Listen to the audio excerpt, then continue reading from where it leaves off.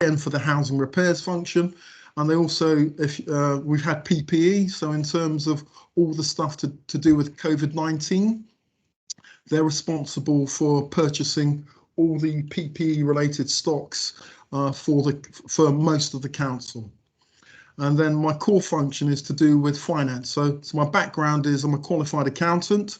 So I've got the commercial services finance team. So we provide finance support to SBS, asset management and pest control.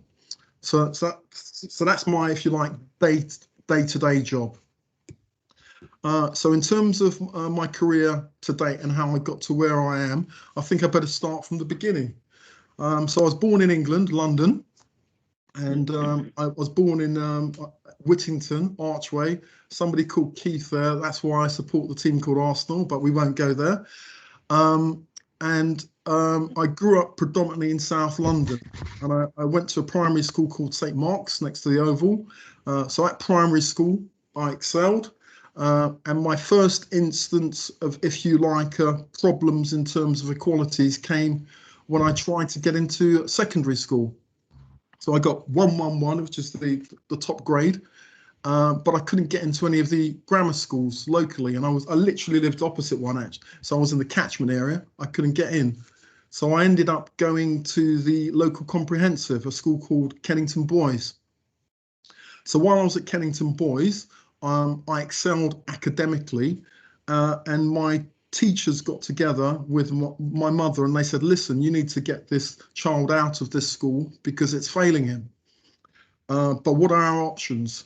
So I reapplied to grammar schools to see if I could get in at the age of 13. Again, I couldn't get in.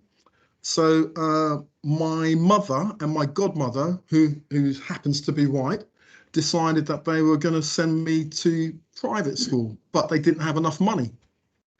So how did I get into private school? Well, my godmother went around and she tapped up all her friends, and they got together as a collective, and they funded me through private school until the age of 16. So I went to private school, passed my exams with flying colours, went on to college, did my A-levels, and then I went on to university to do a degree in accounting and finance. So towards the end of my degree course, my projected grades in truth weren't the best. It was just a 2-2. But you go through the milk round in terms of, so I didn't know what I wanted to do, but because I was doing an accounting and finance degree, I assumed that I would go into accounting and finance. So during the milk round, I applied to all the big accountancy firms, the small accountancy firms, and so forth. And I didn't get any interviews. I didn't get any offers. I didn't get anything. So I got my qualification and I still hadn't got an accountancy position. And I was working in John Lewis down Oxford Street on a part-time basis on a Saturday job. And then my older sister, she was working within an accountancy firm based in Baker Street, a firm called Scody Dion. So she wasn't working in a finance position, she was working as a cleaner. And so she spoke to one of the partners. She mentioned that she had a younger brother, just come out of university, etc. And he was looking for a training contract in an accountancy firm. Cut a long story short, he invited me along for an interview, went for the interview, and I got the role. So in terms of that particular role, it was so in those days, in terms of accountancy firms, they did very specific functions.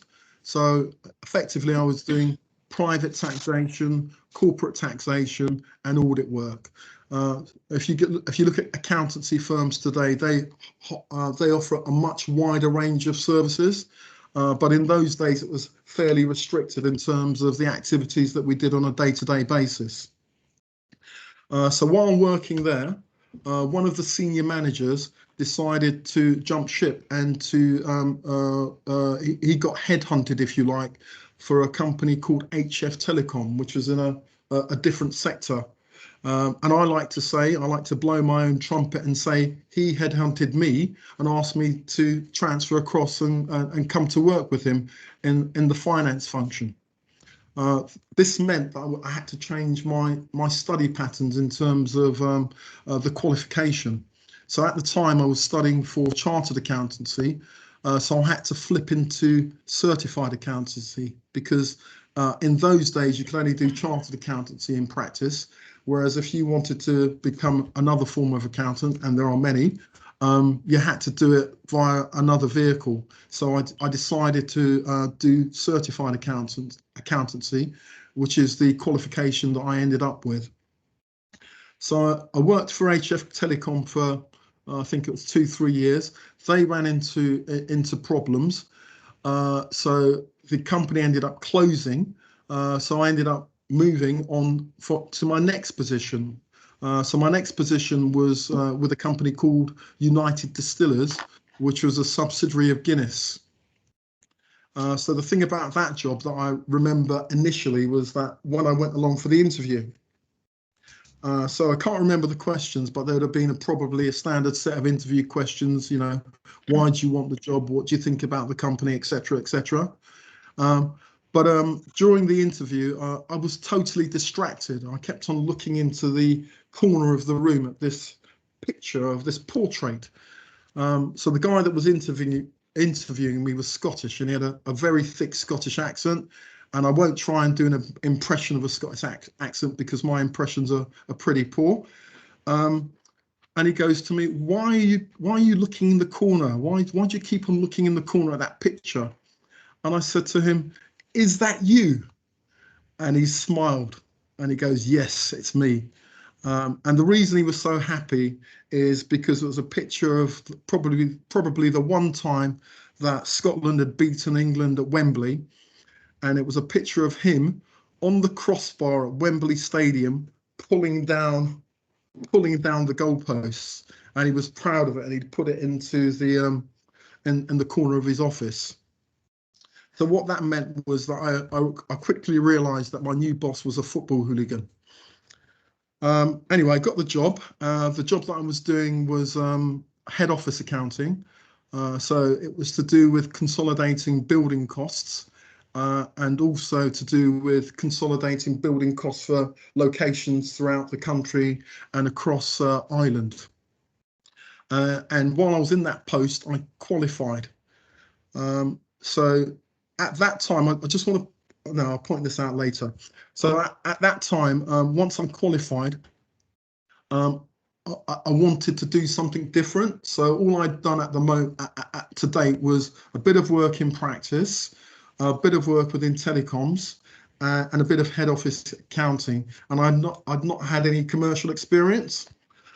So an opportunity came up within the European region to work on the logistics side, and what that meant was at the time Guinness was engaged in an expansion program throughout Europe, and so they were setting up satellite hubs across Europe in terms of distribution networks.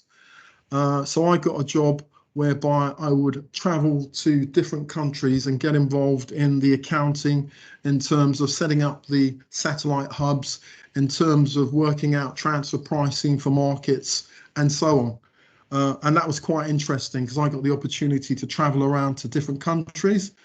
So my markets were Portugal, Greece, Spain, France, Germany, and the Spanish enclaves and a few others. So it seemed pretty glamorous because you're traveling around and it's all paid for by the company. But I kind of got bored with the role, and I got bored with the travel. But at that time, I wasn't planning my career strategically, if you like.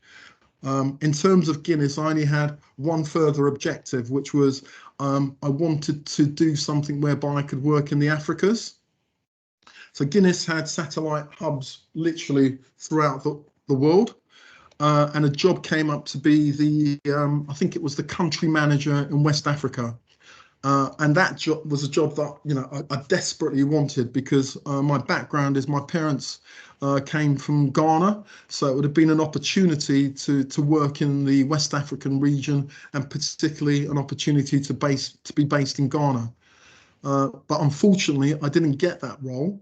And in truth, I threw my toys out of the pram, and I decided, well, if I'm not going to get that role, I'm going to leave. So in terms of leaving, I didn't know what I wanted to do next. But I looked around at my friends, my other accountants that I knew, and in those days it was all about the money. So where did I go? I ended up going to the city, and I started to work in the reinsurance sector and in the Lloyd's market. So the point I'd like to make is that if you look at the path that I followed to then, I started off working in practice. And then from practice, I moved into telecoms. From telecoms, I moved into FMCG, fast-moving consumer goods. And then from FMCG, I've moved into finance, into reinsurance. And so what I would say is that in those days, it was relatively easy from a finance perspective to, if you like, jump ship and move from sector to sector to sector. So as long as you had the qualification, the skill set was transferable, and you could move around quite easily. I would say to you that today, the world is not the same. And you'll find that as an accountant, if you work in finance, people are more in tune to finance people with specialisms.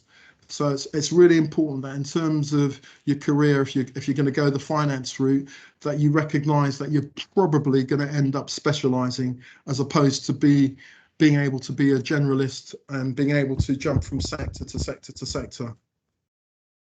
So in the context of working in the city, I worked in the city for about 4 or 5 years, predominantly in the reinsurance market, but I had no passion for it.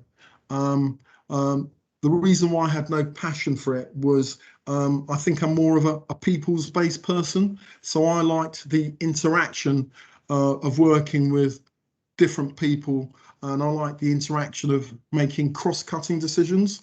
Whereas when I was working in the city, I was just doing one specific functional role, and in truth, I got bored by it. So again, after working in the city for 4 or 5 years, I said, okay, well, I'm going to come out of this. What am I going to do next? And again, I followed the wrong thing, in my opinion. I followed the money. So I went out and I started contracting. So the key thing about contracting is that contracting today is not like contracting 10, 12 years ago, because you've got the advent of IR35. So in terms of your day rate and the amount of money you earn, it's restricted now. Whereas in the past, you could set up your own company, pay yourself and draw out your money, pay yourself a small salary and draw out the rest of your money as dividends. So that was advantageous from a cash flow perspective. In terms of the contracting world, my very, very, very first job was with Southwark Council. So lo and behold, I left the city and I came into Southwark Council in a contracting position at a place called Orchard Lodge. And I came in as, I think, as a finance manager. And I came in at a time when Orchard Lodge was just about to be sold off to the private sector. So then I used my city-based experience, and I got together, if you like, a management buyout team within the organisation to explore purchasing Orchard Lodge. So we tendered in line with the other tenderers. So I went out and I contacted management buyout organisations. I contacted venture capitalists and put together a business plan and raised X amount of funding to put forward our bid. But in the end, in terms of the bid that we packaged, it wasn't good enough. I think a company called Glencare eventually won the bid, and they came in at a higher price point. So after that contract finished, I moved into the housing sector. So my first housing sector based contract position was within Hackney Council. So in those days, I think any of you that have worked in the housing sector would have heard of Almos. So you had a lot of Almos springing up. And so there, in terms of the Almos, effectively what they were doing was mirroring the housing management support functions of the council, but taking it outside of the council. And for depending on your perspective, it was that the Almos were a vehicle whereby you could recycle money from the HRA into the general fund. Yeah, so my first housing-based job was with Hackney, and since then I've worked in numerous authorities, predominantly in housing-based roles, but always as a contractor. And what I found working as a contractor is that on the one hand, you could earn a good day rate, but on the other hand, in terms of, I'm going to call it discriminatory practices, they were rife. So the example that I would give would be that often in terms of the jobs, especially the more senior cherry-picked jobs, you knew the pool of people who would be available for them beforehand.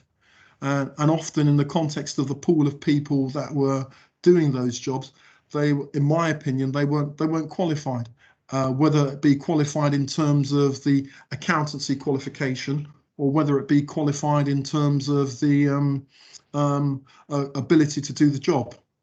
So you'd always come up against that obstacle. And what I found was that I was reporting into people. So I objected to working into people that I felt, I didn't mind if they were not qualified per se in terms of the technical qualification, but I did mind if they were not only coupled with that they weren't competent and they couldn't deliver the function. So if I worked for a manager like that, I took the conscious decision that I would be leaving that organisation, and I did. So I jumped ship and moved around. But in terms of the roles, they weren't like, so you've got the title contractor. They weren't 1 or 2 month or 3 month roles. Often they were 2, 3, 4 year roles, as opposed to, just going in for a couple of weeks and then shooting out. So I ended up contracting. My last contract position was with my very last, is like full circle. I came into Southwark Council about 2 and a bit years ago. And I came into traded services as the Divisional Finance Manager. So I came into the organisation, started in the role. In terms of the dynamics of the role for me, it was very refreshing. It was very different to other organisations that I'd worked in. In terms of the management team that I was reporting into, I got on with them. I trusted them. I could communicate with them. So I thought, wow. It was the first time that in all my contracting experience, and I've done numerous roles, that I felt re-engaged or engaged with an organisation, and I felt that some form of allegiance towards the organisation. I'll put it that way. And then an opportunity came up for the commercial manager role, and so I had discussions. It was actually Southwark that approached me, and they asked me if I would consider applying for the role. I wasn't sure. From a finance perspective, it didn't necessarily meet my needs per se, but from a career and development perspective, it met my needs. And it was just before COVID kicked in. I couldn't have predicted that COVID would have happened. And I couldn't have predicted that George Floyd would have happened. So it was before all that happened. But I just enjoyed working with the people that I was working with. And I thought, well, this is the time to actually commit towards an organisation. So I came in as the finance manager. And if you like, so that's my trajectory to date. So the one thing that I would say is that in terms of ending up in this position, I've not been, if you like, strategic, and I've not planned per se, which is a downfall on my part, because if I planned strategically, I could have probably ended up in this position far quicker. But now that I'm in the position, I'm taking ownership of my career, and I'm hoping that if we have this conversation in a number of years' time, I'm hoping that I won't be in the same position, and I'm hoping that I'll be somewhere else. And it will be evidenced by the support that the organisation has given me. So thank you very much. So I'm going to pass you back to Sabrina. Thank you, Derrick. That's really interesting. I'm sure we'll have lots of questions for you at the end. I'll now hand over to Melanie. Thank you, Sabrina. Thank you, Derrick. It's always interesting to hear the journey of colleagues. Apologies for my background noise. You'll probably hear it again. I've got my little boy, so I've got one day left to go and counting before school opens. So I will be very relieved on Monday. Anyway, so just talking about my career then. So it's a really interesting one. I'm not really a person that really talks about my career very often. The first thing I would say is that I came into the career that I'm in now, HR, by accident. And I think you'll find that a lot of people in HR, especially when they joined some years ago, actually did go into HR by accident. And it was because they'd always ask you questions like, do you like people? Do you like talking? OK, go to HR. That's what you used to get. So that's why I ended up here. And then when I first started, it was called personnel. So it was something very different. So I think it's always interesting. People find it interesting to hear people's careers. And for me, I started in local government as an apprentice. And often people find that quite strange and don't realise that. But I did start as an apprentice. And I started in a place where Derrick's been. I started in Hackney Council. And I remember as a young person, I left school and I was thinking, I don't know what I'm going to do. And I saw an opportunity for an apprenticeship opportunity in Hackney Council. And I thought, oh, I'll give it a try. And you had to do assessments and tests and stuff like to get through it. And I was fortunate enough to be selected out of a lot of people to join on this apprenticeship programme. I'll be honest with you, at that point, I still didn't even know what it was. So I thought I'd just go along with it. Hey, I need a job. So I did it, and then they started me off in. It was an experience where you went around the council, so a bit more similar to how they do graduate recruitment. So you go to different parts of the council, and you experience different things, and then you, at the end of it, hopefully you'll be able to apply for a job and get something in the council. So I started off somewhere called Management Services, which I didn't know what it meant when I was there when I was a young person. I'll be honest with you, I still don't know what it meant now, but I did it anyway. But I just remember having visions of thinking, this place is really boring and people sit around all day drinking tea. And I remember just falling asleep on the desk. This is really boring. And it was really strange. And I remember falling asleep on the desk. I remember thinking, and when my manager said to me, why are you falling asleep? I said, because it's boring, that's why. So I always remember what it's like for young people when they come to work, and we should, as colleagues, be understanding and compassionate to our young people. Because one of the things that shocked me at that point, the next shock with me, was that I was told I wasn't going to have my 6 weeks holiday in August, which I couldn't recover. I did not recover from. I don't think I ever have recovered from that. And I was told I had 24 days, and I thought, how am I going to live with that? So those were the shocks for me at that point. Clearly, management services wasn't for me. I think they used to do things like reports and investigations into, I don't know what the equivalent it was in the council now. It doesn't exist anymore, but it clearly wasn't for me. So they moved me off. They didn't give up on me, which was quite nice, apart from me falling asleep on the desk. So they sent me off to parking. Now, I couldn't say I was bored there, could I? Being screened up by the public about parking tickets, PCNs, I knew all about those. And people coming on reception. I thought, this is horrendous. How do people do this every day? And the other thing that made I always remember being in the office, it was a very, very different environment from what we have now, obviously. And I remember, because I'm an asthmatic and I suffer quite with asthma, everyone used to smoke in the office, and I found that really difficult. And I remember going in one day and saying, I can't cope with this. People smoke in the office. And can you believe that they tried to discipline me? How times have changed. Because I was a troublemaker for telling them they couldn't smoke in the office. But anyway, parking didn't work out for me. It was just too smoky. So I decided then, what am I going to do then? And they came up with this idea that I should go and work in personnel. I said, OK, hey, I'll give it a go. It's all right. I did enjoy parking because it was nice and busy. So it kept me busy, and I liked to really busy. So that was good. But so I went off to personnel, and very different environment. And I remember being the then head of the HR department at the time coming up to me and introducing herself. And she was actually a black woman, and introduced herself as the director HR person or something like that. And I went, yeah, fine, but I still don't know who you are, but OK, I'll go along with it. And then I just couldn't get my head around having a business, working in a business and having to look after your own staff. I couldn't make sense of it. I just couldn't make sense of it as a young person. It doesn't make sense. If it wasn't, you know, obviously working in housing or the kind of frontline services, it was very difficult for me to understand. So I always appreciate how difficult it is for people to understand what I do in HR. And people obviously always say to me, what do you do in HR? Oh, I know you do recruitment, hiring, firing. No, I don't actually do that. But it is a difficult thing to kind of grasp what we do.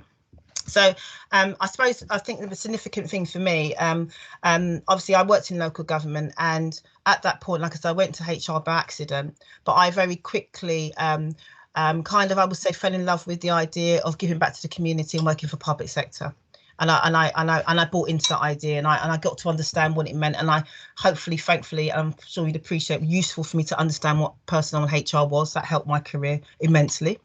And it allowed me to then think to myself, well, actually, is this something I'd like to do?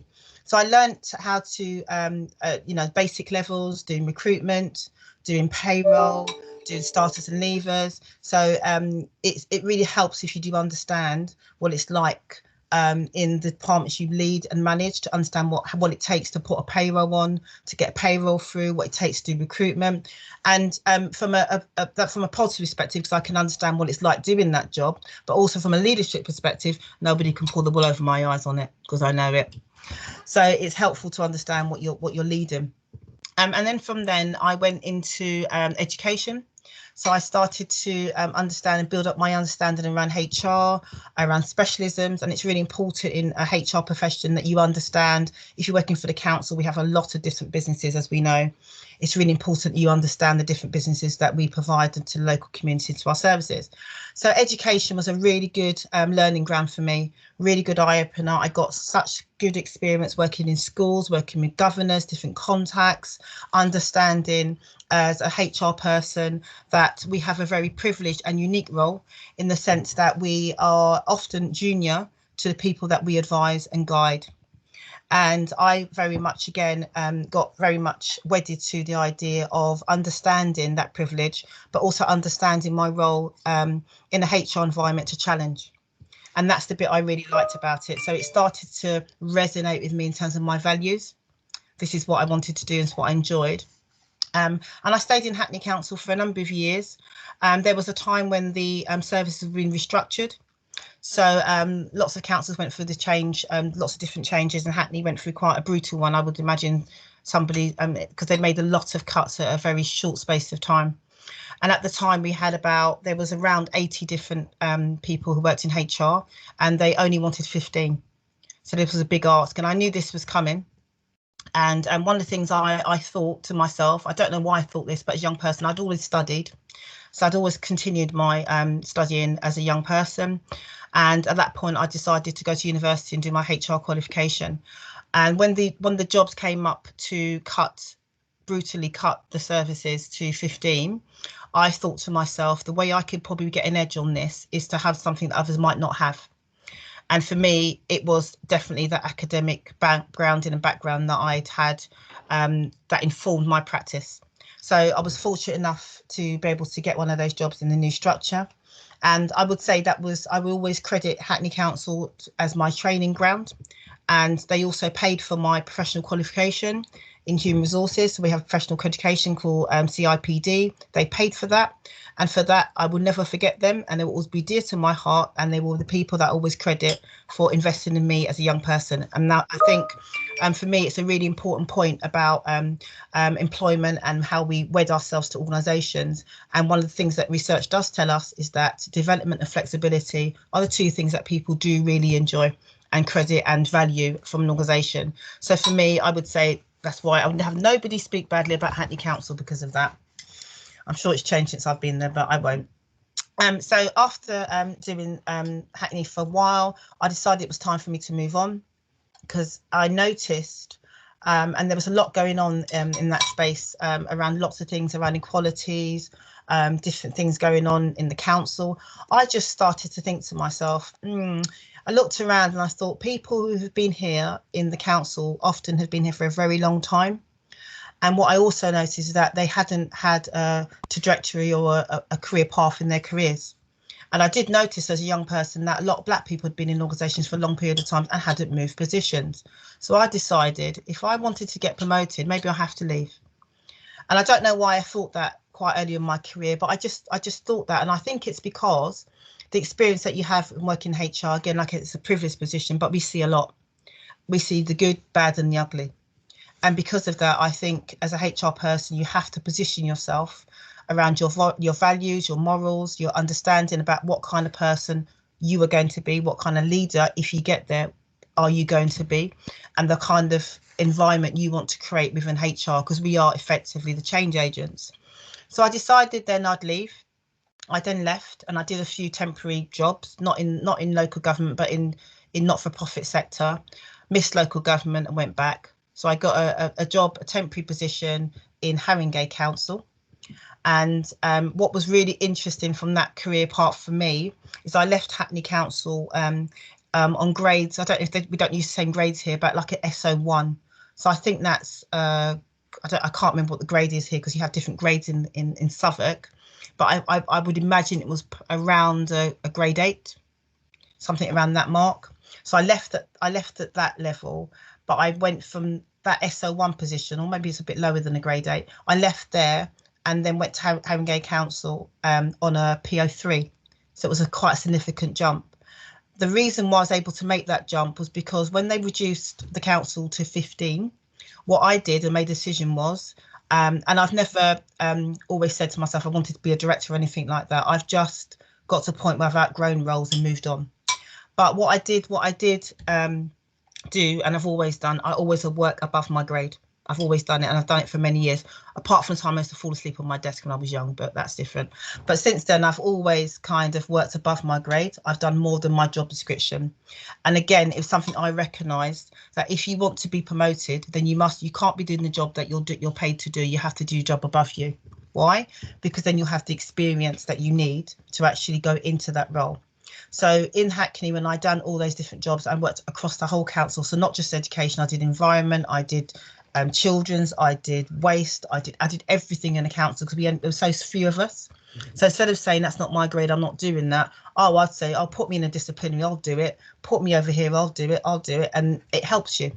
So when I went to Haringey, they couldn't believe the grade I'd come from. They said, oh God, you've done so much. But it's because of what decision that I made quite early in my career. And then I think another significant point I think to make in careers is if you are doing a job that you don't like doing, then you're probably in the wrong job. You have to choose a career that you enjoy. Why? Because it doesn't feel like work. And I'm fortunate enough to be one of those people. And I don't know if you've heard things like flow. I'm able to get into flow, into what I do. And that's why I work very long hours, or it doesn't feel like work because I'm enjoying what I'm doing. I feel like I'm giving back. And something around something unique that we have in local government, we have a very strong purpose. So if you buy into that purpose and you understand what you're doing, you can see connection to our residents and local people, I think it makes your work life so much easier. So doing that, so I went into Haringey and I headed up the housing department, and I was called a housing specialist now, from education one to a housing specialist. And I really, really enjoyed my time in Haringey doing housing. It was one of the places I would say that was really difficult for me to leave. It was the only place I think I left that I cried because I'd made such good bonds there, and I really enjoyed the work that they were doing. I think some of the reasons why I enjoyed it there was because I was given autonomy again, to not to be confined to my role, not to be confined to a job description, and not to be defined as a black woman in an organisation. I was defined by the contribution I could make, the skill set that I had, and what I could bring to the organisation, and the challenge I was able to bring, but that healthy challenge. So you're starting to build a picture here. I'm quite a challenging person. I'm quite disruptive. So I enjoyed being there, and I changed lots of things around the culture, around the way they did things. I'm quite if I talk about my unique selling point, and I think if you haven't got one in your career, I urge you to think about what your unique selling point is and really be able to articulate that really well. Because when you do go to interviews, people need to hear what that is. And even if you don't think it's unique, it will be something, everybody has something that is unique to you. So my one is I have drive and I have pace and I have passion. And I know that people think, oh, these are normal words that we use, but you'll be surprised how many people don't probably have pace, don't have passion, don't have connection to what they do. And if you're able to articulate that in a way that allows people to see what contribution you can bring to their organisation, I think it makes all the difference. So for me, I think, yeah, like I said, those kinds of significant points. I had a manager, and we often see this on LinkedIn. People leave managers, not organisations. Okay, go on, darling. But I'm scared of No, I can't come now, darling. Go on. Sorry. So I had a very good manager, a white woman who believed in me, who supported me, who nurtured me and allowed me to do the work that I wanted to do, and listened to my contributions and valued my opinions. Equally, there were directors in the organisation at the time in Haringey who we didn't have, I don't think we had quite a lot of visibility of black people at that senior level, but we had quite a large Greek community and other white colleagues who were equally supportive. And that's why I enjoyed it. I was allowed to I was given voice and, respect for the experience that I had. And I think those things are really things that make a difference. One of the other things I think happened for me in Haringey was the recognition that I was able to work at a senior level. And like I said earlier, I was never a person that made decisions very early on that I wanted to be a director or anything like that. But I think people do make those career choices much earlier now. And it was probably because of the way I fell into my career. But during that journey, what I did commit to was if I outgrow a role, then it's time for me to move on. And I think, again, it's thinking about what your story is. So I would always say to people, money can't be your driver. It's just not enough. Money's nice in the beginning, and then after that, if you're not into flow, if you're not in a job you enjoy, the money will become insignificant to you to some degree. And also, there's a level of what the research suggests. There's a level of money that's enough. When people get to about 60k, it all becomes a muchness. Your enrichment in your job is what's most important. So when you do get to those levels, when you start going to higher salary brackets, I can say to you, probably for me, it does kind of ring true, because it's got to be about your values and passion, what you do, particularly if you're going to leadership roles, because this has to be very much who you are and what you want to contribute and the legacy you want to leave in the organisation and the lives of the people that you are fortunate enough to lead. So I think moving on from Haringey, I think one of the significant things I would say as well, it's really important. I know it's probably a bit, I don't want to sound disingenuous in it, but job titles are really important in the game that we're in. So you have to think about the jobs that you get, the jobs that you take, the roles that you take, the job titles that you get, because it can affect your career progression and your employability. So whilst it might be, you might be going to a job. I'm going to have to need you to Okay. Sorry, 1 minute, sorry.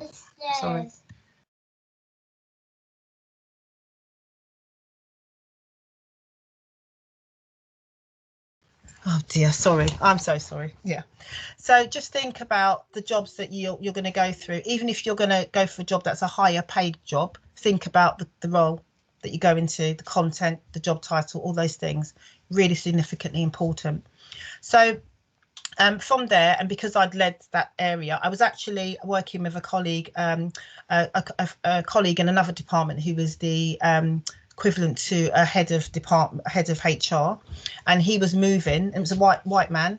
He was moving to another organisation. He said to me, "You're really good at what you do, and I'd like you to, if you get the opportunity, I'd like you to join me when I go over to where I'm going." Obviously, you have to go an interview process, but he said he'd like me to join.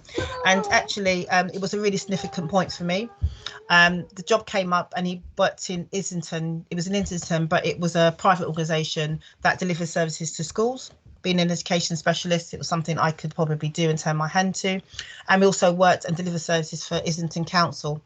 And I would say for me at that point, that was one of the most significant transitions for me, from becoming a person that was a technical professional HR person to a manager. And one of the things, I'm trying to sort of give you tips along my journey, what has helped me. One of the things I think is really important is that a lot of people that I see that are not successful when they go into management roles is because they're still doing the job they came from.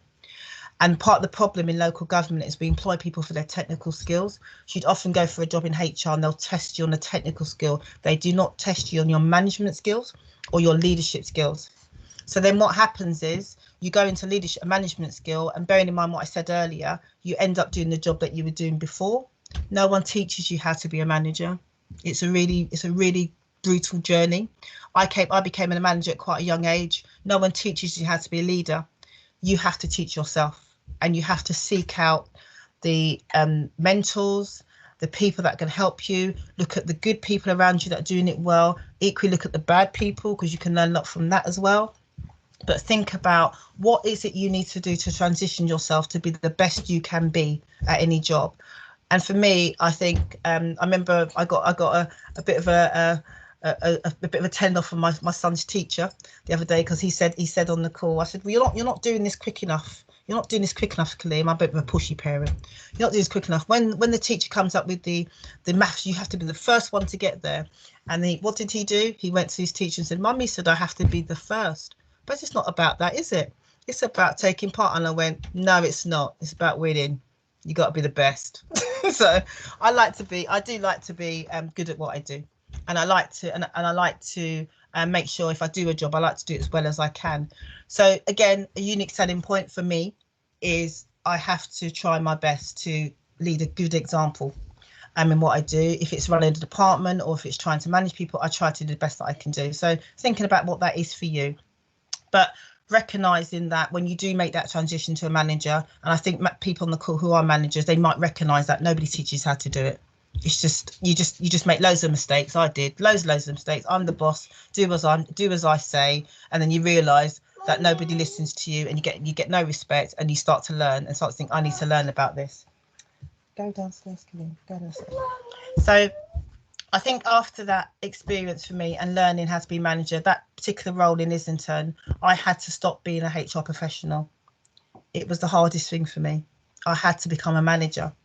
What does that mean? It starts meaning that you have processes, systems and things in place, not to do the job yourself, but make sure the people you are leading and supporting are able, they've got the tools, got the equipment, got the environment, have got the space to do the job that they need to do. That's your job as a manager, not for me to do a disciplinary. It's not, I don't do that anymore.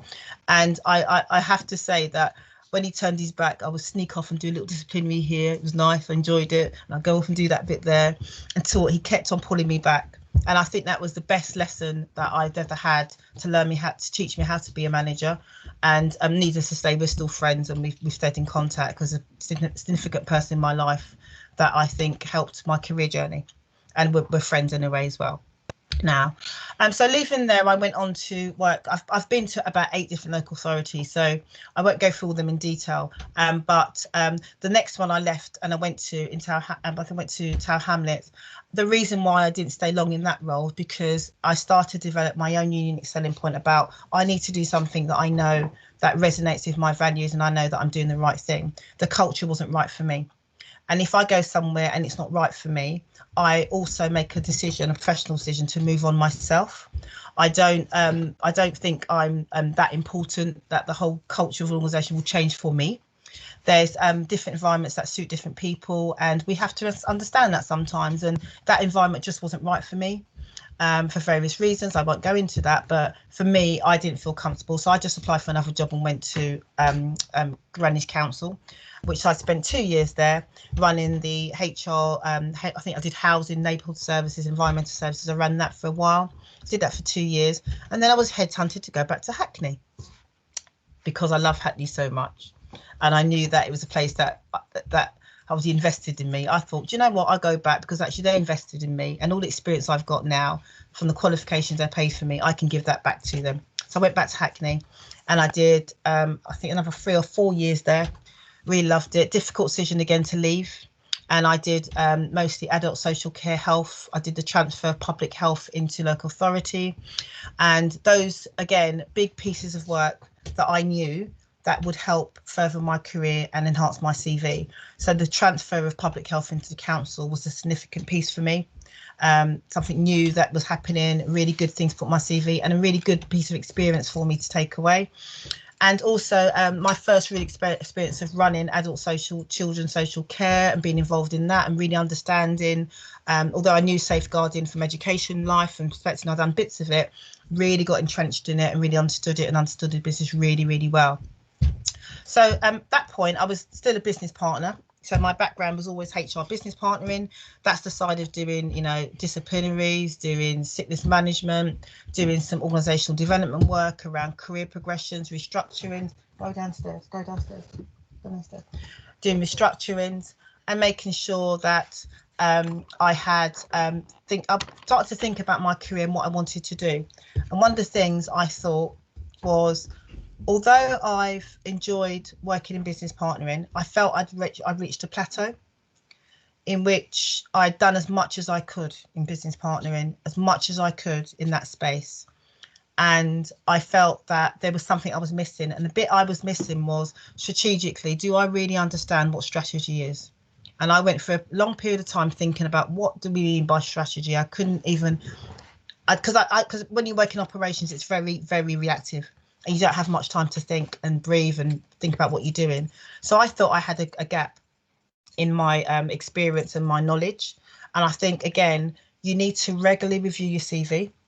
You need to look at your gaps. You need to be critical about what you're good at, critical about what you need to develop in. And if you know, it's a really difficult thing sometimes to do yourself, but constantly ask for feedback from people, trusted colleagues, people around you that can help you to really analyse what you need to do next. Sometimes you have to step back to go forward, and I think you do. And sometimes you do need to think about what you need to do to take stock in different parts of your career. At this point, I would say the kind of HR was changing. It changed a lot since I've been in it. And I got to a point where I was falling out of love with HR.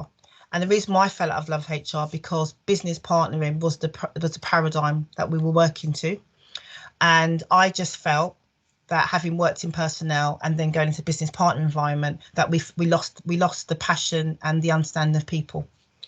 And if you remember, bear in mind when I said why I went to personnel because of HR, because I like people. I'm interested, I'm inquisitive about people.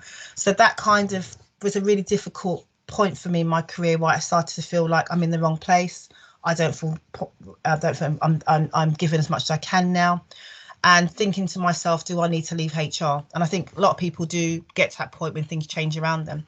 So I had two options. I was either going to go back and retrain and become a lawyer, or I was going to go back and retrain and be a lawyer, until somebody I'd come across and spoke to me about psychology and talked about, you know, understanding human beings, understanding people. And I thought to myself, when I did my HR qualifications, why didn't they teach us more about this? And actually, okay, I'm coming in a minute. I thought, and actually, it's the bit that I really actually enjoy. So what I did is made a decision to go back to study. And I did another undergraduate degree in psychology so I could understand people. And I think that was one of the defining moments for me. So again, another thing I would say, if you really want to be good in your career, look around you, the people that do the job that you do or the job you want to go with and go into and find the gap in what they know and plug it. So what I then realised is a lot of people in HR have a HR qualification, they don't have a psychology qualification. And actually psychology is probably more related to what we do because it is about people. You need to understand people, you need to have an appreciation of people and a passion and a positive attitude towards people. So often HR was looked at in the sense that we build policies and procedures for people because they do wrong. I tend to look at it differently. I tend to think that people come to work because they want to do good. Nobody wants to come to work to do a bad job. But what we have to do then from a HR perspective is look at it slightly differently. So psychology helped me to understand how we have to create the right environment and conditions to allow people to thrive. So it's a different approach, a different paradigm. Okay, I'm coming in a minute. It's a different paradigm, a different way of thinking about it. So for me, again, like I said, find something unique. Because when you go for interviews and you go to look for alternative jobs and careers and you're up against people, we know that. What is different about you? What is really different? And I know that defining moment when I decided to go and restudy, and I did a master's in organisational psychology as well. So I'm a psychologist. but also a HR practitioner. There's very few people in HR that can stand next to me and say they've got that as well, coupled with the experience. And I think that's what gives the edge. So whenever I go to interviews, it's something that becomes part of you because that's what you do, but it's something unique about you.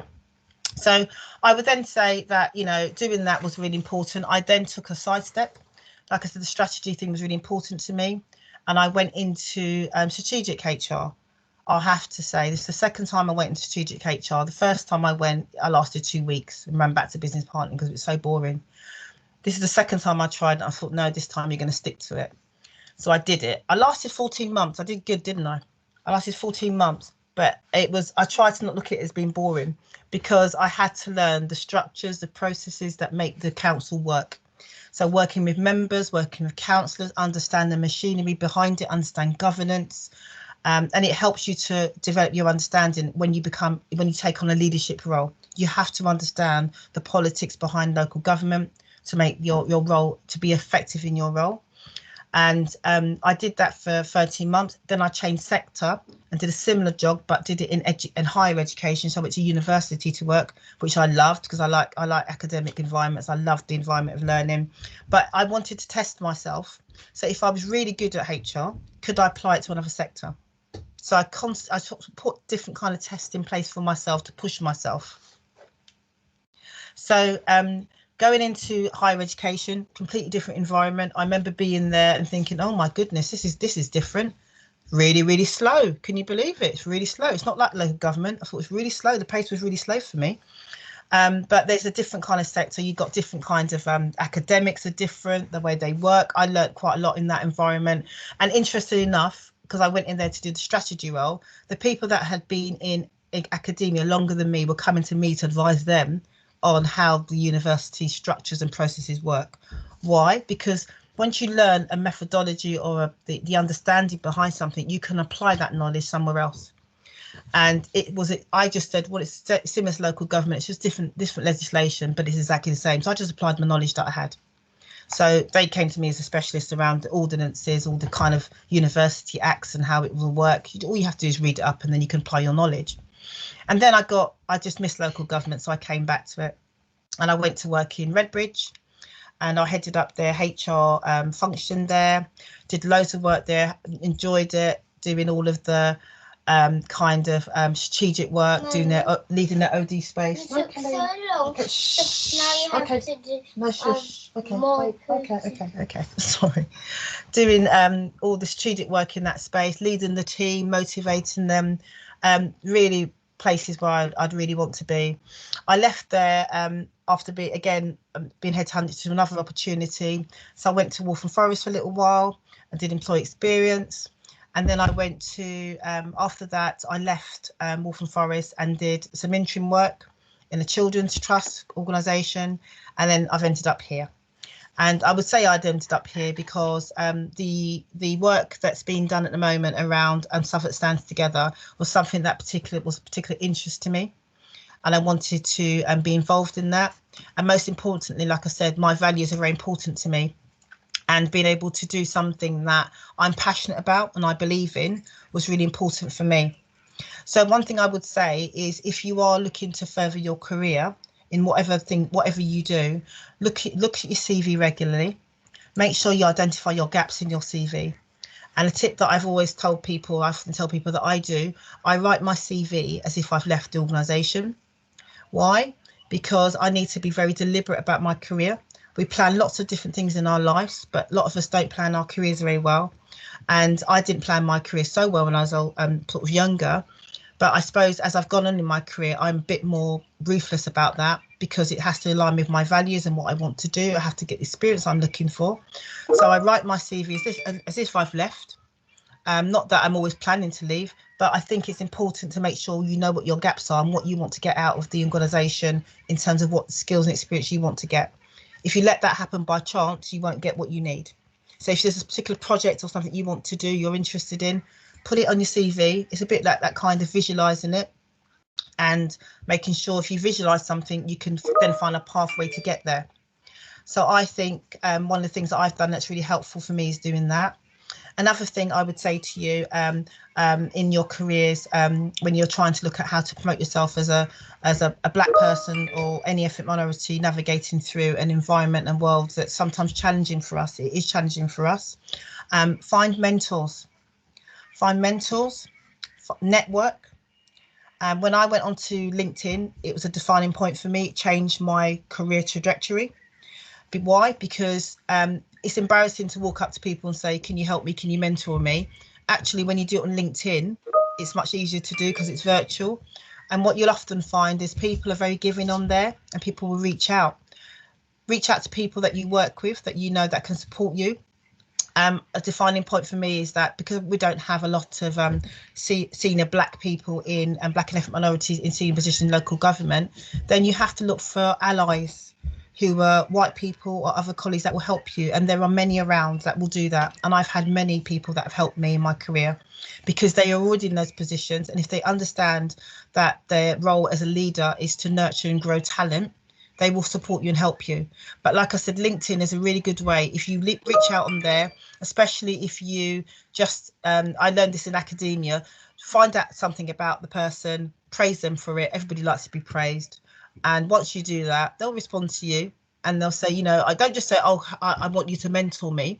Say something that you've researched into, you understand them, you can see what they can give you. Say that, and people are more willing to reach out to you. So I've got lots of chief execs on my network, some I've met, some that I've not met, but I have 2 or 3 chief execs that I reached out on LinkedIn that mentor me and provide me with guidance support, even if it's just for a quick call to say, how do I deal with this? Look for directors who will reach out and support you as well. Just look at their careers sometimes, because people have taken up new roles. It's really difficult when you take up a new role. So I do get people reaching out to me now, and it's quite difficult when you're trying to navigate your way around an organisation. But people that have been in organisations for a little while, they'll have more time and space to do it. So think about that as well. So I would say, you know, just if you do want to further your career, you need to be very deliberate about it. You need to plan it. You need to have a strategy. Don't let it happen by chance. And just remember, yes, there are always challenges. And one of the things that I've always known, regardless of where you come from, what walk of life you come from, there are challenges, but people get through. And I always made a decision to myself that I will be one of the people that get through, because I want to go into those leadership positions. You have to know why you want to do it. And I wanted to do it so I can actually make a difference and challenge the narrative that I've seen in the past. Like I said, in HR, we see a lot. And because of that, we see a lot, we can change a lot as well. So it's just making sure that you get into the right space you want to do, and make sure you're going into that role because you have a true passion for it, rather than a driver around financial or just status. Those two never work. Thank you. Thank you, Melanie. That's brilliant. So we've had one question come through in the chat. And the question was, would you say that people saw that you had potential, or that you had to ask for opportunities? So Derrick, do you want to answer? And then we'll go to Melanie. I'd say both. All right. So there were people that saw that I had potential, and you know, they saw I had potential, and they pushed me forward for roles. But you also have to do it for yourself. So it's a difficult one. So normally, if you want to progress within an organisation, when you come in, when you're doing the role, you've got to start to think, where do I want to end up? So in the context of where you want to end up, you've got to arm yourself with the tools. So from a finance context, it's to make sure that you understand all the relevant legislation, you've got the IT skills, you know how to deliver the reports and so on. So what I was finding when I first started getting into, if you like, local authority housing finance type roles, because I hadn't come from the sector per se, I had to learn a new language. And I had to learn a new style of communication. And you can either sit back and expect it to come to you, and it won't, or you have to go out there and kind of grab it. And I think once you start to make the effort, people will start to see that you're making the effort, and they will gravitate towards you. because I'd always accept anything that was put in front of me in terms of work to do. I always had a, if you like, a can-do attitude. So there was nothing that I wouldn't do in terms of, I was used to working to, if you like, tight deadlines, even, what's the word, unrealistic deadlines. I was used to it because I'd come from a city background and I'd worked in FMCG, and I was used to tight reporting deadlines, tight reporting schedules, etc. So as long as people see that in your attitude, I think they'll gravitate towards you. But if you just sort of sit back and expect it to happen, it's not going to happen. Thank you, Derrick. Melanie, same question to you. Yeah, I think I agree with Derrick. So I've had, like I've described in my career, there's opportunities that have come up because people have seen the way I've worked. There's nothing better in terms of promoting you than you. You know, think about when you're working, you are always on display. There are people watching. As a leader, I watch, sorry, Sabrina, and people that work for me, I do watch people for their initiative, for their drive, for their passion, for their various things, their skill sets. Leaders, if you are a leader, you are used to looking at, I don't use a talent, but what's unique and raw about that person and what they have that's different, that brings the opportunity. So I think for me, people see the way I work. That's the way I've always had an opportunity to move through my career. People have, like I said, either asked me or to join them or headhunted me to come and join them. Certainly my last, all my senior leadership roles have been like that. Nobody wants to employ an unknown, I'm afraid. And in the space, your reputation is you. If you do not think about how you're portrayed across the organisation and where colleagues, people are watching. And people make judgments about you based on your based on what you do. So I would say it's a combination of both, but you do need to think about the role that you do and how you're performing, because it's a spotlight on you. Thank you. All right, next question.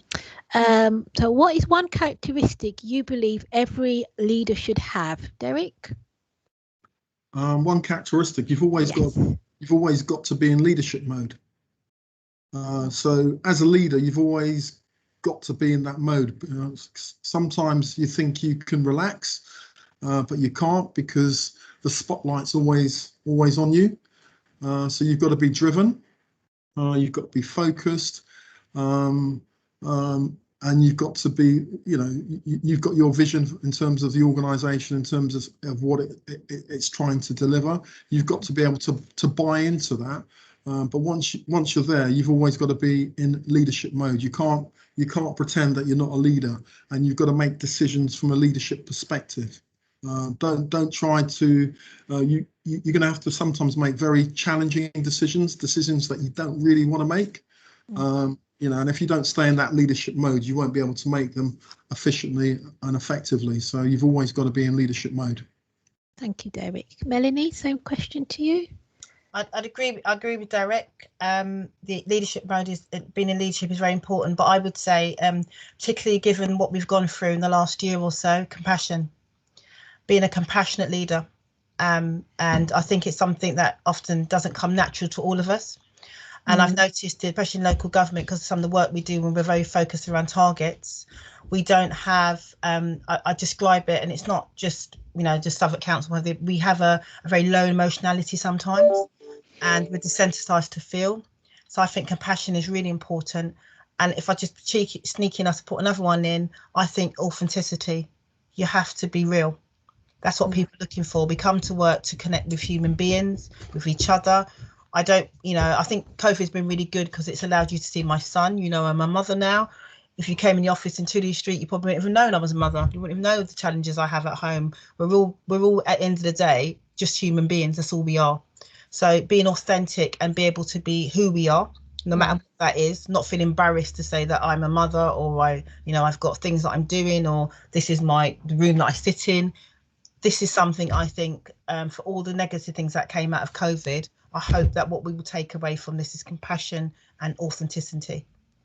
Thank you. Well, can I add something to that in terms of so compassion, authenticity, and you've got to be yourself. So often, in the past, I've been guilty of it myself. I've tried to be what I think the organisation wants me to be, and that doesn't work. That doesn't empower you. So you've got to find a space where you can be yourself, and that's really important for me. Thank you. So our next question is, for those of us facing challenges now in the council, what advice would you give us with dealing with barriers and blockages from managers who are directly and indirectly discriminating through their actions and practices? For me, it is how to navigate relations of power. So who wants to take that one? Melanie? Do?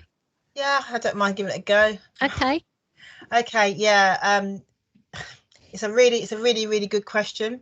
I hope I can answer it. I hope I can remember all of what you said. There's a number of things in there for me. So we have to, like I talked about creating an environment, and this is something I'm very passionate about. It is very difficult for people to challenge if the environment we're in is not safe. And we hear this a lot, and this is the problem. There's two aspects I always talk about: the psychological safe environment that allows you to not feel that you're going to experience repercussion following a concern that you raise, and also something I call active bystander, which allows people who are in privileged positions to be able to stand up on your behalf, because sometimes the power imbalance is such that you're able to do that. So you have to, I think you have to reach out to people that can do that for you. One of those people are me, because I'm at a point in my career where I won't say I don't care, but I'm sufficiently confident enough in my skill set that if an organisation isn't right for me, then I'm prepared to walk and leave the organisation. But what I will not do is stay here, not challenge. And there are some people in an organisation that will do that for you. So if you're not able to challenge yourself, you do that through other people. An example I'll give you is I've been in situations where I've worked in organisations where I have been on the senior leadership team, and I was the lowest paid officer on that team as a black woman. Difficult for me to grasp, difficult to deal with. You have to choose your battles. And there's that point in my life I didn't feel able to challenge it from fear of repercussion, and effectively I was challenging the chief exec, so it was difficult. So what I had to do was to not complain to people, but you hope that there are some people in that room who can see that injustice, and once you vocalize that to them, either privately, obviously you have to build a relationship of trust with those people, but if you're able to challenge that, they will stand up for you, and that's what they do. And I don't want people to think that there aren't people in that room in that privileged position that aren't decent. There are loads of decent people, and that's certainly what happened in my case. So people will stand up for you on your behalf if you're not strong enough to do that, or not able to do that. So I shouldn't say strong, because sometimes I've walked away because it's not about strength, it's about what you can deal with sometimes mentally. So it's not about whether it's strong or not, it's actually, is this the right time for you to challenge this? And also just recognising that the importance of building relationships, don't ever underestimate that. Once you get into leadership roles and management role, it is, no matter what people tell you, it is about building relationships. And you build those relationships through your credibility, to the nature of the work you deliver, to the standard you deliver, and to how much you're trusted in that organisation. And you will find people in an organisation that are trustworthy, that you can reach out to. So sometimes you can stand up, and hopefully if we can create an environment that is safe for all of us to speak, that's the place we should be in. But recognising that we're not there, then my response to you would be, you seek out the allies that are in those privileged positions that will stand up on your behalf. Thank you. Derrick, do you have anything you'd like to add to that question? Do you know what? That's such a difficult question. I mean, I've got nothing to add, but I've got examples of organisations and cultures. So I think that if the organisation doesn't have a culture whereby you're free to talk and it's safe, no matter what you do, it's not going to change. So a classic example for me would be quite recently, what's the company called? KPMG. So there was an instance whereby they were having a leadership talk. I think it's about 3 or 4 weeks ago, and they had a chairman in place called Bill Michaels. He was their chairman, and he was giving a leadership talk to I think it was the top 100 or top 150 members of the leadership team. So he's the chairman of the organisation, So he was talking about furlough, and he was talking about the fact that in terms of the staff team that were there, we, as an organisation, KPMG, we didn't have to do things like furlough. You've got a job, you're lucky to be in employment, etc. So it was meant to be a speech about encouraging, looking forward positively, etc., and rallying the troops. That kind of speech. But then at the end part of the speech, he added, "Oh, and by the way, I don't believe in things like unconscious bias, etc., etc., which had no context to the to the conversation that he was delivering." So that said to me that if you work for that type of organisation, in terms of the space to challenge, you wouldn't have the opportunity. And it's only because unconscious bias was picked up in terms of the press that there was an outcry, and in the end he had to resign because it's topical now. But he's the head of the organisation. He's responsible for, he will deal with the EDI piece. He'll deal with stuff to do with engaging with other organisations, etc.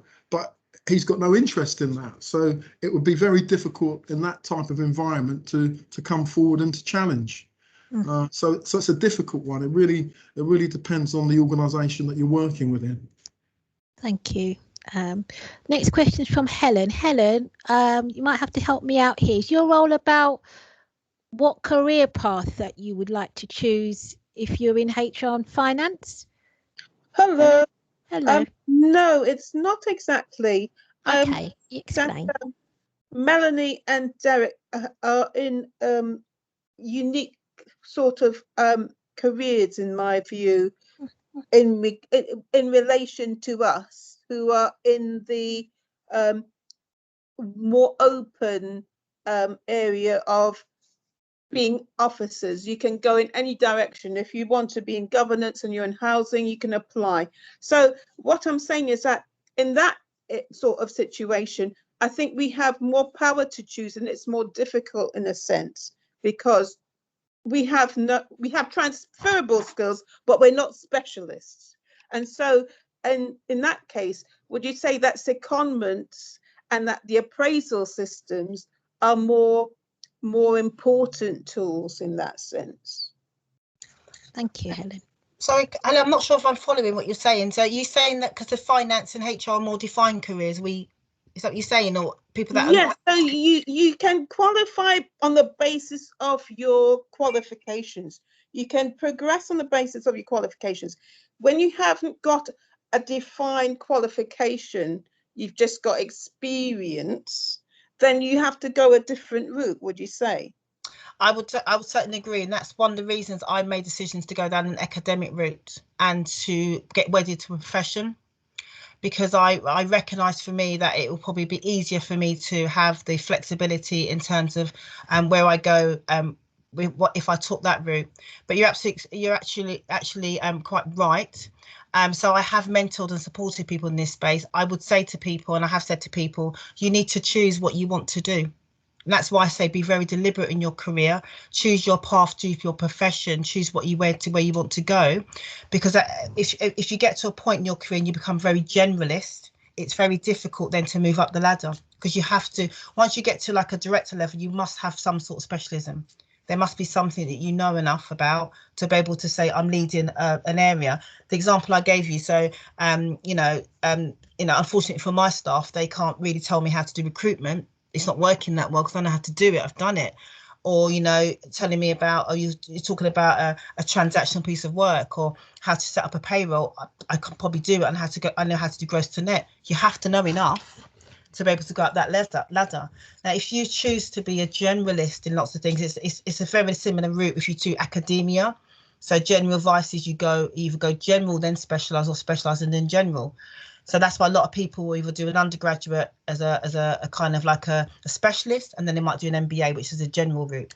So you have to think in your career as well, if you want to progress up the ladder, what is it that you're specialising in? Because you won't necessarily be a manager or a director who has a generalist. It's quite unusual to get there in that space. Not impossible, but unusual. So the advice I gave my sister when she asked me years ago, she was in a secretarial role, And I said to her, often people in secretarial role find there isn't very much else to go. So you get to an executive support of a chief exec, and that's probably the pinnacle of it. To get into another space, you need to do something different. So then she thought about that and decided that she would go and specialise in commissioning. So she at an earlier part of her career, she switched path based on the mentoring and support I was given her and went into commissioning and contracts. So she specialises in commissioning and contracts and procurement. So there's something you have to probably think about in your career, what you want to specialise in. So one of the things I think you put in your chat is how you do that. I think secondments and projects are the way you do that. So you get to learn something different from what you know. And that's what we need to do, is open up career paths and opportunities for people to experience different things. So if you wanted to come and work in HR, is there a space where you can learn or get on a project that gives you a taster around that? We've also now got the apprenticeship route. That is obviously an academic route as well, but some of it is very vocational. So people can obviously choose to go into different kinds of apprenticeship routes, and then again choose a specialism which you want to focus in. But I would say to you, it's really important that you think about a focus area. Thank you. Thank you. Thanks, Melanie. Derrick, have you got anything you want to add to that question? Not much really. I mean, I just got to reiterate the points that Melanie made in relation to specialising. So, you know, as an accountant, it's a general qualification, you're an accountant, but in terms of progression, if you want some form of career progression in the role, you've got to decide what sector you're going to be working in, and you've got to specialise in that sector. So, as I said, when I came into the contracting world, I ended up doing housing as my specialism. I didn't do it by choice, but once I was in there, I had to learn everything that I could possibly about housing. So, and you'll find that across the piece. The only thing that I would add is that in terms of, say, I'm going to sell my qualification. In terms of the accountancy side of things, because you're managing money and you're managing resource. So if you looked at the, I don't know, the FT 100, and you looked at the chief executives of these companies, you'll find that often they come from a finance background. So it can be in literally any sector, but you'll find that they come from a finance background. And what you'll find is they understand the finance, but they also understand integrally all the aspects to do with service delivery. Yeah, so, you know, that's me selling the finance qualification. You don't have to end up as an accountant. You can end up doing something else, but you need the specialist skills. Thank you, Derrick. The next question is, what makes a successful career? What does it look like, feel like? Who benefits? I agree that money isn't the thing to aim for. So success. It's a personal thing, I think. Like I said, for me, it's about satisfaction. It's about purpose. I chose not to work for, say, the private sector, because I don't think I'd get the same feeling making money for shareholders as I do for working and serving the community. I'm proud to be a public servant, and that's the route I chose. So I think it's a personal decision. Not everybody's success is being a director or being a head of service. Some people are happy in those roles, and I think we need to understand and appreciate that. Some people don't want to go into those leadership roles and management roles. There's nothing wrong with that. So it's about where you personally feel happy and comfortable in your space. And we shouldn't be, you know, putting labels on anything around that. I think there's particular points and things that drivers that change you in your life. Mine, for me, was when I became a mother, my drive became different, and you know, change in a certain way. And there's certain different points in our career that becomes different for us. But I don't think we can just say, you know, being a director or being a chief exec, I'll never want to be a chief exec. It won't make me happy, but then it makes other people happy. I'm sure Eleanor's happy doing it, but it's not for me. So it's just about what you personally feel is good for you and right for you. Thank you, Melanie. Derrick, what would you like to add? Definitely, it's about personal values and what makes you happy when you get up out of bed in the morning and you go into, in my case, the office. Are you happy with what you're delivering on a day-to-day basis? Are you happy with the people that you're working with? For me, I'm quite driven in terms of my aspirations, so I do want to, if you like, go up the food chain in terms of promotion. But that's, again, it's my personal choice. That's what motivates me. If somebody else doesn't want to do that type of thing, it wouldn't bother me in any way, shape or form. you know, but the main thing is that you've got to be happy, you've got to be empowered, and you've got to be yourself in whatever you're doing. You know, and that's it. Yeah, that's it from my perspective. Thank you. So the next question is a bit of a long one, so he's going to do it as a two-parter, so bear with me. So we've got someone who said they've struggled to be recognised for their personal contribution. Others have literally put their names to their work and taken credit for it. So part A of the question is, what strategies could be recommended to get one's own face in the frame so excellence can be recognised? So if we start that as part A, and I'll come to the second part. Derrick, do you want to take that? Can you repeat the question? Let me give myself some breathing space on that one. Yeah, I'm not sure if I don't know if he's on. Is Andrew on the call? I think he's got to leave. He's just got to leave. But it's recorded, so we share it. So what strategies could be recommended to get one's own face in the frame so our excellence can be recognised? I think you have to explain that one for me. I'm not sure if I can. So that would be I'll give an example of that. So what I think they're talking about is that they do a bit of work and their manager doesn't recognise it and takes ownership, if you like, of that work and makes it. It's alien to me, so I don't do that, Hope. Okay, so it's horrendous. It's a hard one because if you've got a manager who's taking credit for all the work that you deliver, then how do you get recognised? So my management style is that, as far as I'm concerned, I want to give the credit to my team because it makes my life a lot easier. So I want to know that my team have got the requisite skills so that I'm not always on their back and always having to challenge for things that I think they should be able to do on a daily basis. So there's a degree of trust on. But I know what you're talking about when some managers, you do an exceptional piece of work and they take the credit for that. In terms of navigating that, in the past, I've logged it and I speak up. I speak up in forums whereby if something needs to be presented, I'll make sure that it's my voice that's heard, so that the people will, you know, start to think actually that person is actually delivering that piece of work. But you've got to be brave when you do that, because you could be in an environment and then everybody suddenly goes quiet. What's this person doing? But that's just me. That's the way I feel. So I'll always speak up if my manager is not prepared to speak up for me or not prepared to represent the good work that I do. But in the main, the people that I work with, they're quite comfortable as a leader in dishing out praise to the staff, because that's one of the skills that you require as a leader. You shouldn't be the type of leader that takes all the praise for yourself. It doesn't work for me. I think that I'd get resentment from my team, and all my deliverables would just fail. You know, so yeah, speak up in those situations and don't remain silent. Thank you, Derrick. And Melanie? Yeah, I agree with that. So yeah, sometimes a question. So it's a difficult one. I think it's when I talk about my role as a HR leader, that needs to be called out, because it's about leadership style and the kind of culture we want to create in the organisation. One of the problems I think we have in lots of organisations, we don't have an agreed style of leadership. And it goes back to what I said earlier. For me, compassion and authenticity. As a director, you are already there in that position. And whilst you might have your own struggles there, you've already got to a position in your life where you're privileged to be in a leadership position.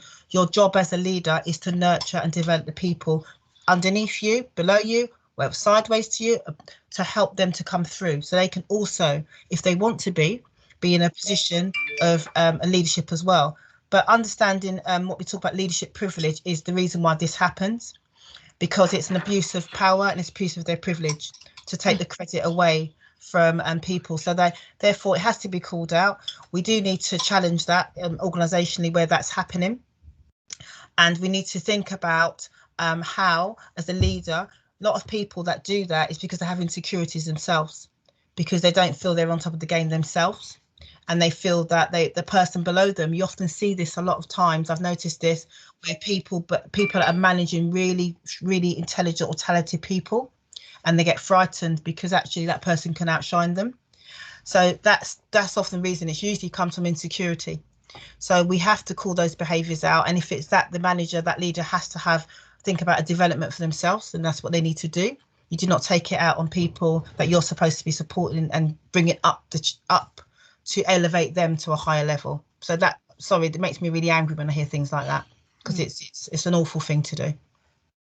Thank you for sharing that, Melanie. And then the second part of that question was, how do we overcome not being in the club in the first instance? Really difficult. Again, it's about I've often felt like I've not been part of the club. Absolutely. I don't drink alcohol. I don't go to the pub, actually. So it's really difficult because there's a lot of behaviours that happen, particularly when you get to senior leadership levels, where lots of the conversations happened in the pub. They happen outside the office. They happen outside the room. So if you're not part of that, you're not going to even know what's going on. So I just to quickly say that I think that goes back to, you have to take responsibility to build relationships as well, because you have to get invited to that party, and you have to find a way to get invited to that party. So the way you do that is you have to, not everybody who are in that club, if we call it, like I said, are toxic or bad. Most people are just trying to survive as well. But you'll be in that kind of club. Don't assume everybody's the same, because they won't be all the same.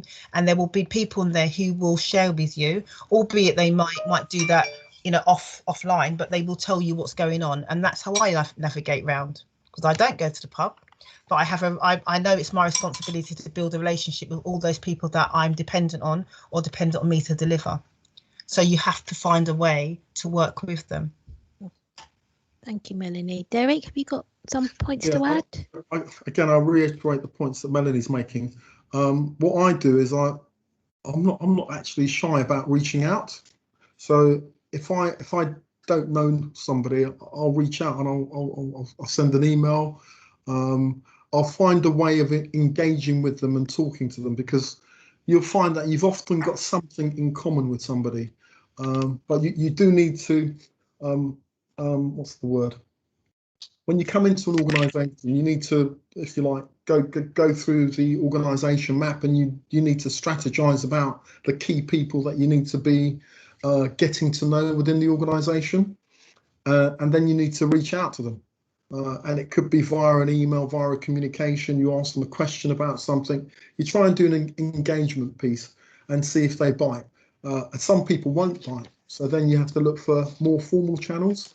But once you're in there, then you're in, if you like, and then you can start to communicate and talk freely. And it's just about getting that introduction, that first introduction. And once you've got that, usually the relationships can be quite positive. So a tip I'll give you, if you want to go into leadership roles or management roles, don't fall out with finance ever. Seek them out and be their friend. I always do. You have to. I'm telling you, you have to. The next one's legal. Don't fall out of legal. Seek them out, find them, and become their friends. Next one, obviously, HR. Seek out HR, and always seek out communications. If you've got those ones covered, they always know what's going on. Always. When you get to management roles, make sure you do that. They'll always know. Yeah. Thank you for your top tips, Melanie. Next question is, how do you achieve balance in your life and not let your job take over your life or change who you are? Derrick? I'm doing the same, Derrick. Oh. It's a good question. All right, so I'll be honest. My relationship with my job changes based on the passion that I have for the role. So if I'm totally engrossed in the role, I find it very difficult to separate my, work-life balance, because I'm always thinking about work, which is terrible, and I find it difficult to disengage.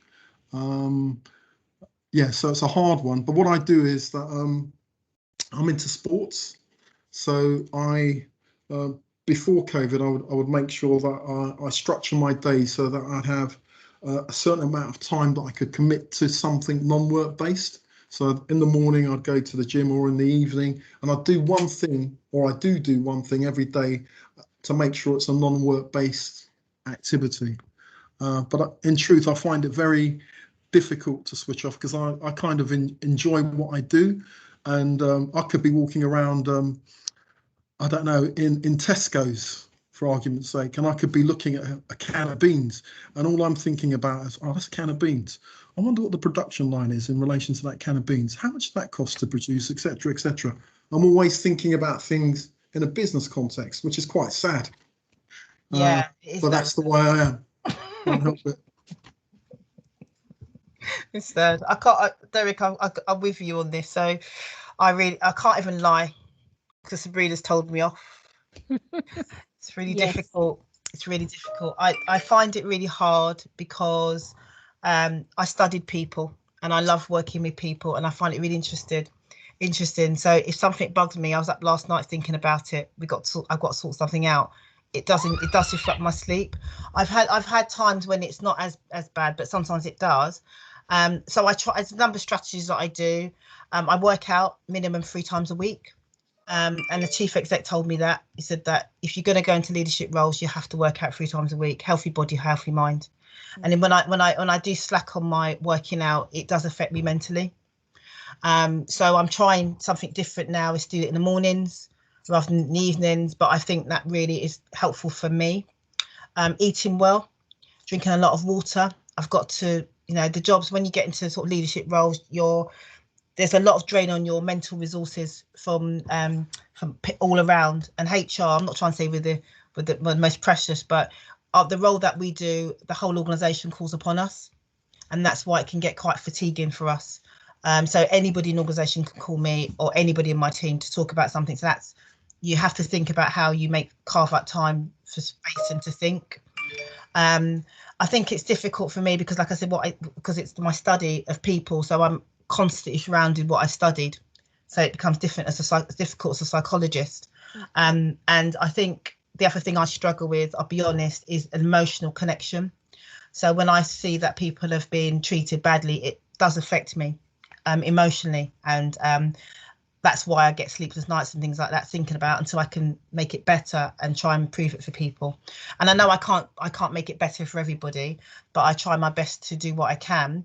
And I just find that if you don't put a lot of hours in when you're at senior levels, it's part of the course. You have to put a lot of hours in. And there's times when you can carve time back out for yourself. But ultimately, I wouldn't want to lie to you and say that it's a 9 to 5. It's not. It's not. So if people want to go into leadership roles or management roles, they are not 9 to 5 roles. They're quite intensive roles. But you just have to find strategies that work for you, and it's just a struggle and a battle, and I keep trying different things. But it has something you have to be very conscious of, and keep working at it to get it in a balance that works for you. But having said that, when I do get tired, then I will take some time out. I will. But I don't leave it to a point where I know my resilience. I know my breaking points. I've got quite high resilience, but I know when I'm getting too tired and I need to take some time out. And I think you've got to know yourself in that space and take the time out when you need it. Good. So you'll be booking some leave shortly then, Melanie. Yeah, move on to the next question. We'll wait and see. So the next question is from Christine. She's been here with us at the council for 8 years. She says she feels she's been held back and not happy at the moment. What should she do? I think that's quite a personal one. I think. Yes. Offline. I talked I don't know if Christine's on the call. I'm happy to have a separate conversation. Yeah. I think that I can relate to some of that, because I've been in organisations for periods of time, and sometimes what organisations do, they tend to typecast us. A bit like if you're in a TV show, you can't work in, a movie if you worked in Coronation Street. And it's something that we kind of know happens in organisations, and we have to get a barrier to understand what that barrier is and why that happens. So people pigeonhole people into this. They think they know you, and they put you into a pigeonhole. And this is some of the challenges. So happy to have a conversation with you offline, Christine, about supporting you navigating for your career. Did you find that helpful? Thank you, Melanie. That will be brilliant. Thank you. Might not like what you hear, but I'll tell you. She'll tell you how it is. The next question we've got from Leslie, who says, sometimes I feel I have to be 10 times better than a white colleague in the same position, or even better than my manager, just to maintain my position. How do you deal with this kind of pressure and unnecessary challenge? Start with that bit first, I think. How do you deal with that? What can I say to you, Leslie? I don't know if you're on the call still. The reality is, I am still on the call. The reality, I'm really sorry to say, and I have to, and I try also to speak truth to power. The environment we're in at the moment, we have a journey to make as Black and ethnic minority people, and I've had to work 10 times harder, like you say, to get where I am, and I still fight to stay where I am. So even when you do get to the position that you are as a senior person, as a Black person or ethnic minority person, don't think it's a smooth ride. It's not. You have to fight to stay there as well, because there's often only one job as a senior person and everybody wants it. So you got to be careful. One of the things I would say in a leadership or management position, you surround yourself with the right people. Toxic people, internal saboteurs, people don't have the right values, you won't get far with people like that in your team.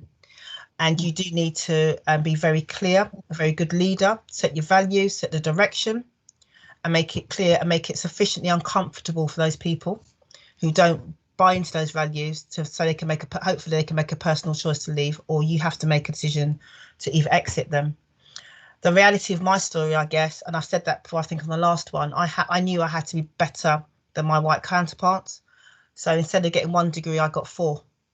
That's the route I chose to take, because I will not allow anybody to tell me in an interview setting, you don't have enough qualifications, so I just make sure I've got more. Yep, somebody come with 5 degrees, but very unlikely. So, and then you often find when you get into those rooms as a senior manager, you're sitting next to counterparts who have no qualifications. And when you see Black people and ethnic minorities in those positions, guarantee you they've got qualifications. So the reality we are still there. I say to people now that in recognising that, I just accept that I'm doing legacy work, because one day I hope and believe that our children behind us won't have to live that story. But the reality at the moment, we have to break through that. And yes, we do, unfortunately, the ones that get through have to be better. We have to work really, really hard, long hours. The spotlight, and I talked about the spotlight being on you as a leader, it is greater as an ethnic minority, absolutely, without a doubt. And it's something you have to kind of, unfortunately, in the climate room, we have to accept that. So when we do something wrong or frowned upon, we are not offered an alternative explanation often. And this is not, I'm not saying it's right, I'm just saying that's what happens in the reality that we're in. So unfortunately for now, it does mean that we have to set an example, because a lot of people who are white who don't have experience of Black people have a stereotype of Black people. And I know that I've got mentors and white people that don't have any friends that are Black, but because they've met me and hopefully I'm a good example, they can see that we do work hard. We are good, we're educated, we're talented at what we do.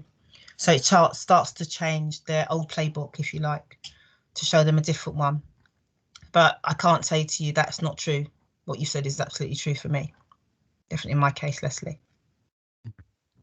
Yeah, I'd like to add that I just think you've always got to be on your A game. Yeah, so if you're going to play the game, you've got to be on your A game at all times, and you've got to take it deadly seriously, because you haven't got no time to rest. Because if you make a mistake, if the environment's not trusting enough, they're going to stamp down on you quite quickly. But having said that, it's not all doom and gloom. It depends to an extent on the relationships you establish, because you've got to be in a space where you're allowed to fail. So by that, you're allowed to make a mistake, and for you not to be beaten down. because everybody makes mistakes in terms of their role. But the key thing is, once you've made that mistake, you shouldn't make it again. So you've got to, in terms of your learning curve, it's got to be very quick. And you've just got to make sure that you arm yourself with as many tools as possible in terms of experience and expertise. So often what I find in terms of recruitment processes for finance positions, I find that I get a lot of candidates that are predominantly from BAME backgrounds, and they will have exceptional qualifications in terms of the paper qualifications. So they'll be qualified accountants and they'll have additional qualifications on top.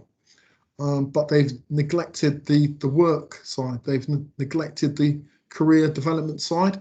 So then they're trying to access higher level jobs based on their qualifications, but they haven't nurtured the stuff that underpins in terms of your daily role. And then you're asking them questions in interviews and they're badly prepared. So what I do in that circumstance is I tend to offer people support in terms of mentoring and making them more aware of the type of questions that are going to be asked going forward in interviews. So I'll always offer, and people don't take you up on it, but I'll always offer some form of a session afterwards whereby I'll say, look, let's sit down, let's go through the interview. This will be out. This will be outside of the interview a couple of days afterwards. Let's sit down, let's go through the questions that were asked. Why did you answer it this way, etc., etc. And this is what we were actually looking for. And and I'll take them through that process.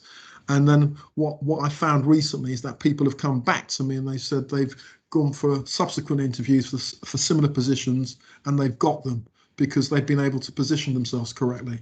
So you've always got to be on your A game, just try and make sure you get as much experience as possible in the area that you're trying to get into, but always try and, whatever you do, don't just give what they want you to. If somebody asks you to give a budget, give them the budget and something else, give them something more, and you'll succeed. Thank you. Okay, well, we are over time. Slightly, so we're supposed to finish at 2:30. So do we have any kind of burning questions or anything that we could follow up? Maybe I can email them through to Derrick and Melanie. We can follow up that way. Everybody, okay. So can I just ask that would be great. I'll follow up later with direct emails. Yeah, thank you. Is that Helen? Yeah. Yes. Okay, brilliant. All right, can I just ask everybody that's on the call who's registered via My Learning Source to complete the evaluation form, because we really appreciate your feedback, and so that will help us with structuring further events. So I'd just like to thank very much Melanie and Derrick for their time. Thank you very much for attending, and I hope everyone has a good afternoon. Thank you very much. Thank you. Bye-bye. Take care. Bye. Bye. Bye.